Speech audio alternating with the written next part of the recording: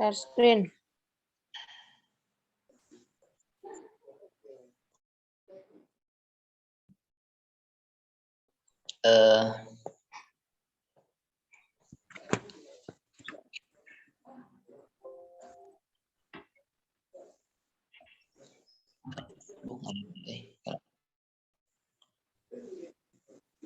Oke guys, Silakan dimulai.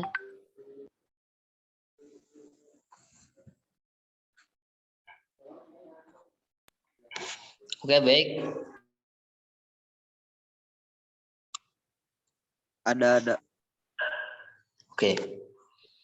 Ini agak nge-lag ya ujungnya di saya. Oke baik, kita mulai saja. Bismillahirrahmanirrahim. Assalamualaikum warahmatullahi wabarakatuh. Waalaikumsalam warahmatullahi wabarakatuh.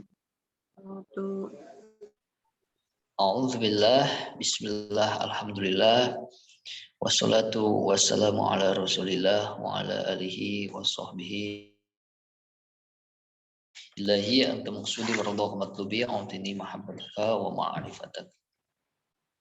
Alhamdulillah, puji syukur marilah kita panjatkan kehadirat Allah. Selawat beserta salam semoga tetap dilimpah curahkan kepada junjungan alam Habibana Nabiyana Muhammad sallallahu alaihi wasallam, kepada para keluarganya, para sahabatnya, para tabi'in sampai kepada kita selaku umatnya sampai akhir zaman. Amin ya Allah ya rabbal alamin. Bapak dosen pengampu mata kuliah Administrasi Dakwah, Bapak Herman SOSI MAG. Perkenalkan, kami dari kelompok 12 mata kuliah Administrasi Dakwah yang beranggotakan 4 orang, yakni saya sendiri, Saiful Hilal, dan 3 orang rekan saya, kemudian Siti Komala dan Teddy Irawan. Di sini kami akan mempresentasikan teknik administrasi dakwah, yakni tata ruang perkantoran. Nah, saya akan membacakan susunan acara. Yang pertama pembukaan, kemudian pemaparan materi, dan yang terakhir penutupan. Oke, kita lanjut langsung saja ke pemaparan, yaitu tentang pengertian dan tujuan tata ruang kantor yang akan dipaparkan oleh Siti Mutiara. Kepadanya disilakan. Baik, terima kasih kepada Bapak Moderator. Mudah-mudahan suara saya jelas. Langsung aja ke pengertian tata ruang kantor. Tata ruang kantor merupakan kemampuan dalam mengatur agar peralatan, perlengkapan, perabotan kantor dapat ditempatkan dengan tepat, dengan biaya yang rendah, tetapi dapat memberi kenyamanan bagi para pegawai. Dalam bekerja guna menghasilkan produktivitas dan memberikan kesan bagi pegawai selama di kantor. Penyusunan perlengkapan dan peralatan kantor yang sesuai dengan penggunaan ruang kerja memberikan kepuasan serta kenyamanan pada pegawai. Memberikan kesan mendalam selama berada di dalam kantor. Pengaturan tata ruang yang baik akan memberikan keuntungan seperti kelancaran proses kerja, pemakaian ruang kerja yang efisien, serta memberikan kepuasan dan kenyamanan dalam bekerja. Tata ruang kantor adalah rancangan segala perlengkapan kantor serta pembagian ruangan pegawai di tempat yang tepat sehingga terciptanya suasana nyaman. Tata ruang kantor adalah pengaturan ruangan, perabotan, mesin, dan sebagainya dalam suatu kantor dan perusahaan. Ada pula beberapa menurut ahli yang memiliki definisi mengenai tata ruang dalam kantor. Salah satunya adalah George Terry. Menurutnya, tata ruang dalam kantor merupakan penentuan terkait keperluan-keperluan dalam penggunaan ruangan dari ruangan tersebut guna mempersiapkan susunan yang praktis dari faktor-faktor fisik yang dianggap penting dalam pelaksanaan kerja perkantoran dan dengan biaya yang cukup.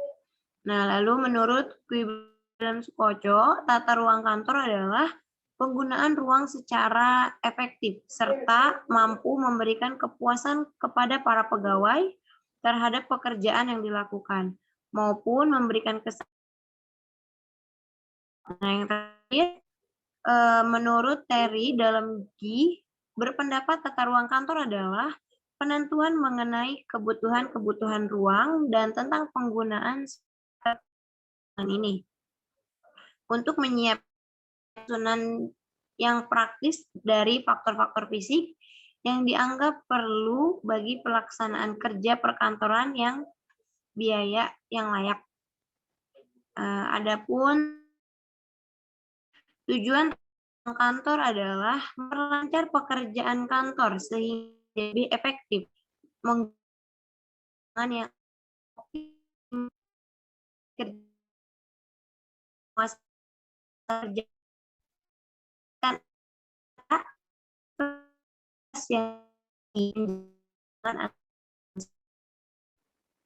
Berikut juga ada beberapa tujuan tata ruang kantor yang bisa dioptimalkan. Persyaratan bisa dipenuhi. Pelayanan yang dibutuhkan banyak. Dan ke-9 mengurangi ya. Yang ke-10 agar antar karyawan tidak saling mengganggu, dan yang terakhir untuk memberikan keamanan dan kebebasan. Mungkin hanya ini yang bisa saya sampaikan. Saya kembalikan kepada Bapak Moderator. Oke, baik. Terima kasih kepada Saudari Siti Mutiara. Pengertian dan tujuan dari tata ruang kantor.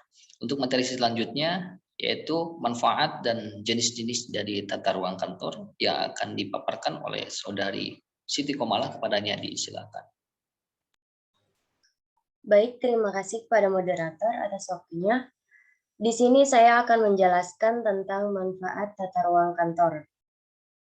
Di sini ada beberapa manfaat yang dapat diperoleh dari adanya penataan ruang kantor menurut G pada tahun 2000. Antara lain yaitu yang pertama, mencegah penghamburan tenaga dan waktu para pegawai karena berjalan mondar-mandir yang sebetulnya itu tidak perlu. Kemudian yang kedua, menjamin kelancaran proses pekerjaan yang bersangkutan. Kemudian yang ketiga, memungkinkan pemakaian ruang kerja secara efisien. Yang keempat, mencegah para pegawai di bagian lain terganggu oleh publik yang akan menemui suatu bagian tertentu. Kemudian yang kelima, bisa mendapatkan tempat kerja yang nyaman. Yang keenam, meningkatkan produktivitas pegawai. Kemudian yang terakhir yaitu yang ketujuh, mengantisipasi pengembangan organisasi, dapat meningkatkan kedisiplinan para pegawai dan juga alur kerja menjadi lebih jelas. Kemudian di sini saya juga akan menjelaskan tentang jenis-jenis tata ruang kantor. Jenis-jenis tata ruang kantor di sini terbagi menjadi 4. Yang mana pertama yaitu ada tata ruang bersekat atau tertutup, biasa dibilang cubicle type offices. Nah, bentuk tata ruang kantor bersekat atau kubikel ini yaitu dipisahkan atau dibagi-bagi dalam sekat-sekat atau dalam kamar-kamar. Biasanya, sekat-sekat atau kamar-kamar tersebut dipisahkan dengan tembok, kaca, atau penyekat yang terbuat dari kayu. Kemudian yang kedua ada tata ruang terbuka atau biasa disebut dengan open plan office. Tata ruang kantor terbuka ini berkebalikan dengan konsep kubikel. Jenis tata ruang ini dirancang tanpa pemisah atau sekat-sekat di setiap meja kerja pegawai. Ruang kerja ini akan menjadi milik seluruh karyawan karena akan tetapi bukan berarti tata ruang kantor terbuka ini tidak memiliki ruangan yang tertutup. Biasanya ada 1 atau 3 ruangan yang tertutup berupa dinding kaca transparan, yang mana biasanya ruangan ini bersifat konfidensial. Dan biasanya ruangan kaca ini digunakan sebagai ruang meeting, brainstorming, dan ruang kerja eksekutif. Dan juga biasanya konsep tata ruang kantor terbuka ini diterapkan oleh perusahaan-perusahaan rintisan atau startup karena dianggap lebih dinamis, juga mampu mengikis stigma yang melekat pada ruang kerja.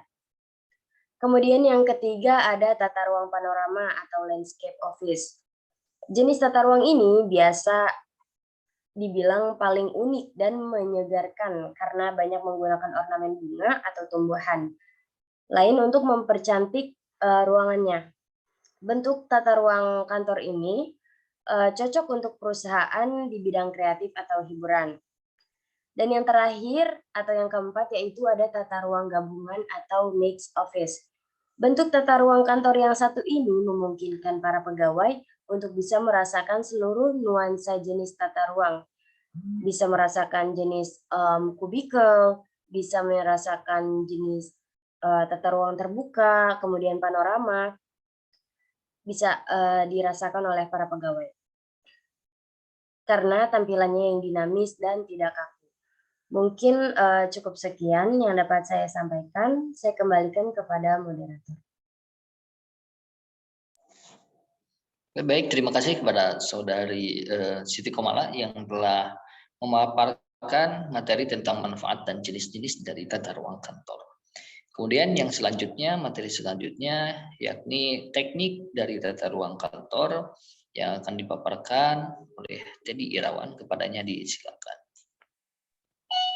Terima kasih.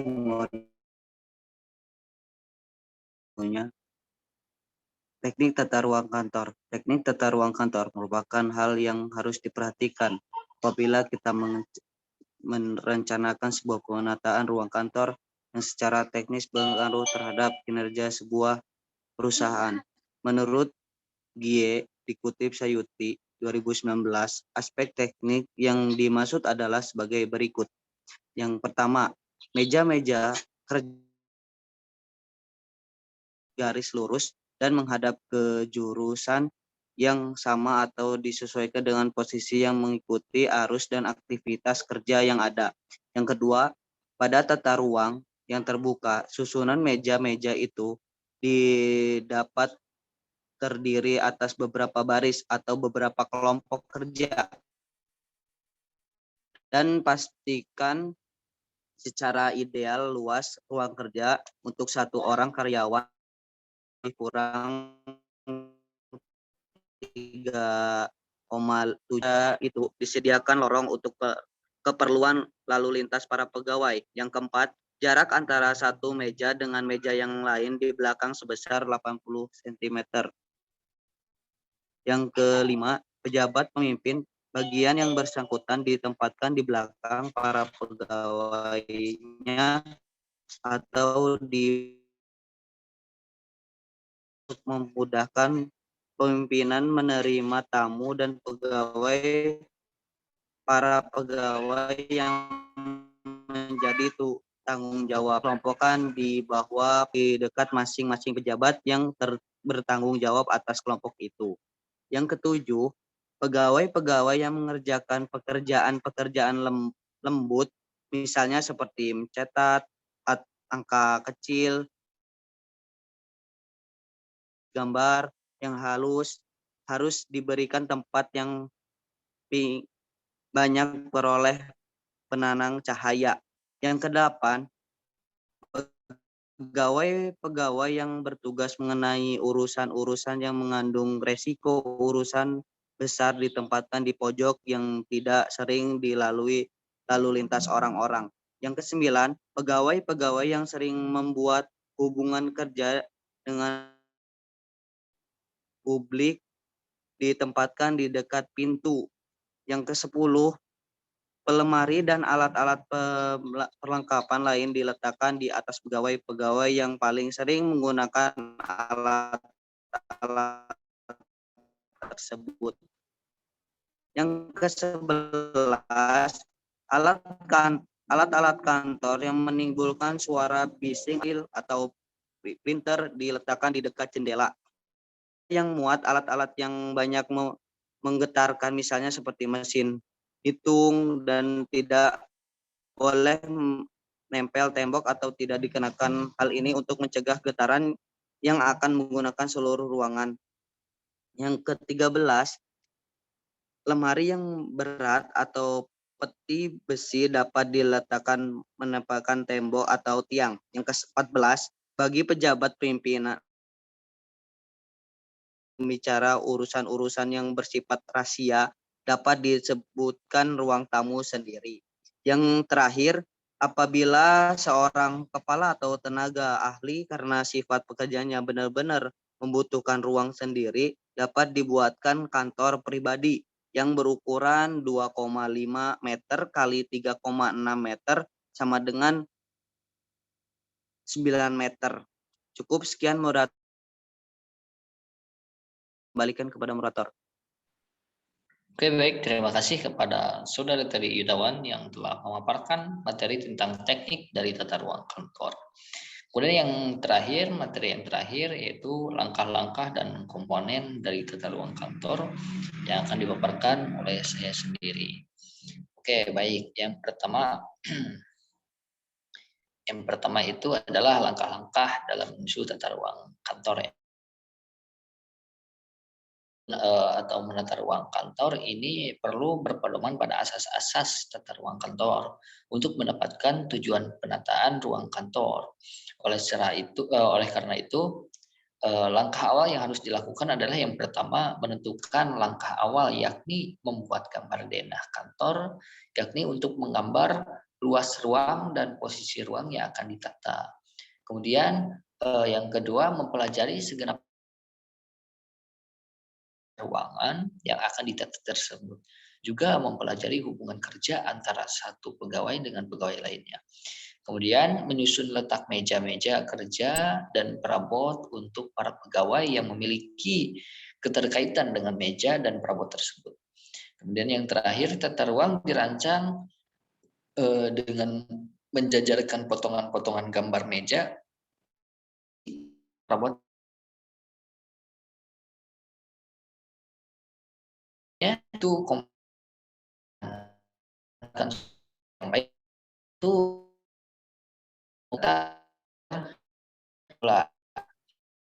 berapa di ruang kantor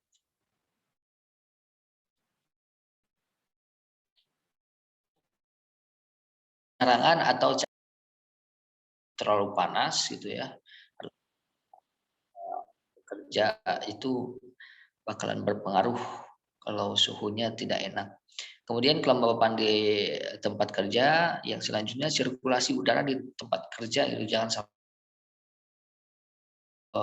sirkulasi udaranya agar tidak pengap ruangannya. Kemudian yang selanjutnya kebisingan di tempat kerja yang terlalu bising itu bisa dihindari dan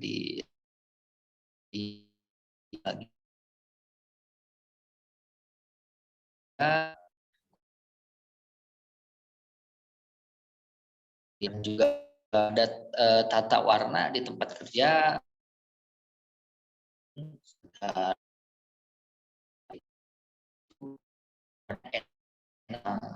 kemudian dekorasinya di tempat kerja agar senyaman mungkin, seindah mungkin,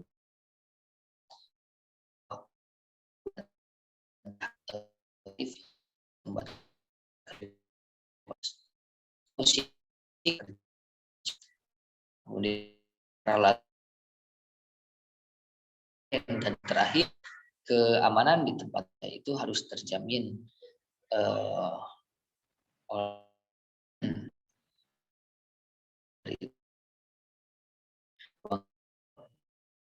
itu komponen-komponen yang harus diperhatikan.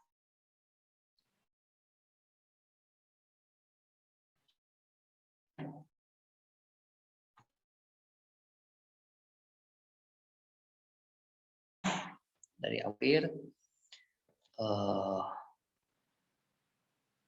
tidak ada tambahan lagi ya. Mungkin ini saja yang dapat kami sampaikan. Mohon maaf bila ada kekurangan. Kami mohon pamit undur diri. Saya sebagai moderator pribadi minta maaf bila ada kesalahan dan kekurangan. Umumnya bagi kita semua dari rekan-rekan semua. Maaf.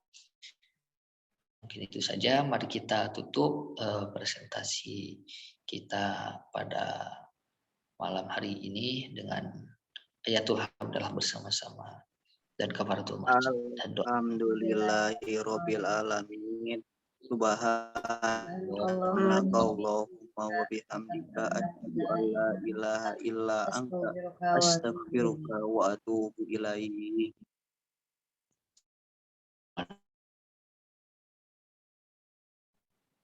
Makasih Bapak.